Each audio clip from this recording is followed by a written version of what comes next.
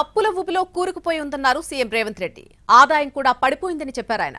కేసీఆర్ చేసిన పాపాలకు ఏడాదికే 1,53,000 కోట్లు చెల్లించుకున్నామని, ఇది పాపాల పుట్టలా పెరుగుతూనే ఉంటుందని చెప్పారు.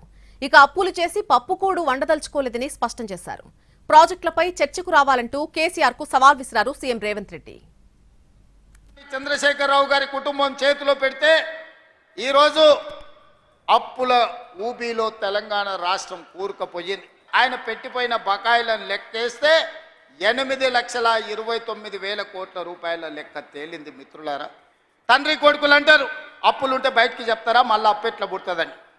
నేను మళ్ళీ అప్పులు చేయదలుచుకోలే, పప్పుకూడు వండదలుచుకోలే. అప్పు చేసిన పప్పుకూడు ఎప్పటికైనా మనకు ముప్పే అని, అప్పు మనకు ముప్పు అని నేను స్పష్టంగా నిర్ణయించుకున్నా. అందుకే కూడ తీసుకొని తెలంగాణ రాష్ట్ర ఆదాయం పెంచుకొని ఆదాయాన్ని పెంచాలి, పేదలకి పంచాలి అన్న ఆలోచనతోని రాష్ట్ర ప్రభుత్వాన్ని ముందుకు నడిపించదలుచుకున్నాం. ఆనాడు ధనిక రాష్ట్రంగా చంద్రశేఖరరావు గారికి అప్పచెప్పినాం. ఈరోజు దివాలా తీసిన రాష్ట్రంగా మా చేతికి అప్పచెప్పిండు. అందుకే మిత్రులారా, ఈరోజు ఈ సమస్యలు పరిష్కరించడానికి ఉన్నది ఉన్నట్టు వాస్తవాలను మీకు వివరించే ప్రయత్నం చేస్తున్నా.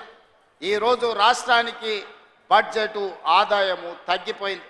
బట్టి విక్రమార్క గారు పోయినసారి బడ్జెటు 2,91,000 కోట్ల రూపాయలకు పెట్టిండు. కానీ వాస్తవంగా మేము గతంలో వేసిన అంచనాల కంటే తగ్గించి, ఆర్థిక పరిస్థితి అబద్ధాలతో ఉండకూడదని బడ్జెట్ను తగ్గించే పెట్టినాం. అయినా అంచనాల మేరకు ఆదాయం రాలే. ఇవాళ మేము పెట్టిన బడ్జెట్ 70,000 కోట్ల రూపాయలు తక్కువతో ఈరోజు బడ్జెట్ ముగియబోతుంది మార్చి 31 తారీఖు నాడు. మరి ఇన్ని కష్టాలున్నా మీకు ఇస్తామన్న మాట ప్రకారం సంక్షేమ పథకాలను ఈరోజు అమలు చేసే ప్రయత్నం చేస్తున్నాం.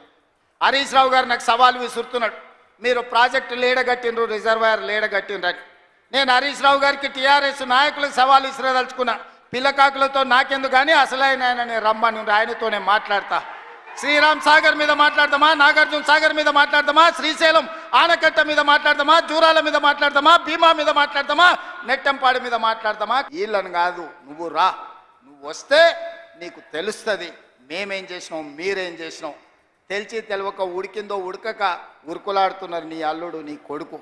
వాళ్ళకు పిల్లకాకులకి ఏం తెలుసు, ఉండేలు దెబ్బ అని వెనకడికి చెప్పారు. నీకు తెలుసు కదా మా దెబ్బ ఎట్లుంటుందో. కాంగ్రెస్ పార్టీ కార్యకర్తల దెబ్బ తెరిస్తే అబద్ధాలు చెప్పేటోడు, తెలంగాణ రాష్ట్రాన్ని దోసుకున్నాడు, 100 ఎకరాల ఫామ్ హౌజులు కట్టుకున్నాడు, 1,00,000 కోట్ల రూపాయలు సంపాదించుకున్నాడు, టీవీలు పేపర్లు పెట్టుకొని అబద్ధాలను విషప్రచారం చేసేటోడు తెలంగాణ జాతిపిత ఎట్లయితాడని తాటి చెట్టులాగా పెరిగినాయని నేను అడుగుతున్నా.